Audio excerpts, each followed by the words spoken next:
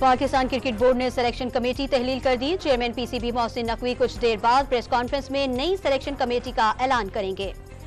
दहशतगर्दों का अफगान सरजमीन का आजादाना इस्तेमाल। टीटीए की दहशतगर्दों के साथ मिलकर पाक अफगान सरहद पर सिक्योरिटी फोर्सेस पर हमलों की मंसूबाबंदी। वीडियो मंजर आम पर आ गई।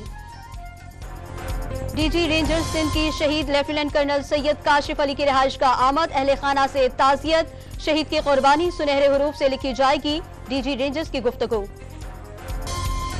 बारखान में डाकुओं ने कोयटा से पंजाब जाने वाले सयाह को लूट लिया। मुल्जिमान 15 लाख रुपए मालियत की हैवी बाइक छीन कर फरार हो गए।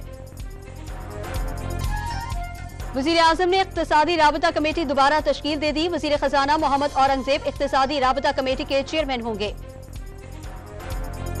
1 जुलाई से हर दुकानदार कम अज कम 1200 रुपए इनकम टैक्स देने का पाबंद। छोटे ताजरों और दुकानदारों की लाजमी टैक्स रजिस्ट्रेशन का हुक्म। इस्लामाबाद की हाउसिंग सोसाइटीज और फार्म हाउसेज पर प्रॉपर्टी टैक्स आयद। शहजाद टाउन, मारगला टाउन और रावल टाउन में 140 मुरब्बा गज तक के प्लॉट्स पर 24,000 रुपए। 8 कनाल तक के फार्म हाउस पर 1,80,000 रुपए टैक्स आयद। पाकिस्तान भारत के साथ तिजारती ताल्लुकात बहाल करने का जायजा लेगा। पाकिस्तानी ताजिर भारत के साथ कारोबार के ख्वाहिशमंद। तमाम स्टेक होल्डर से मुशावरत के बाद फैसला होगा। पेशावर में मुर्गी के गोश्त की कीमत 450 रुपए फी किलो तक पहुंच गई। लाहौर में 2 रोज के दौरान मुर्गी के गोश्त में 32 रुपए इजाफा। फी किलो 652 रुपए हो गई। और मास्को में सिटी हॉल पर हमले की नई वीडियो मंजर आम पर आ गई।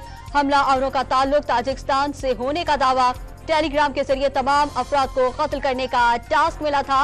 हमला आवर का बयान।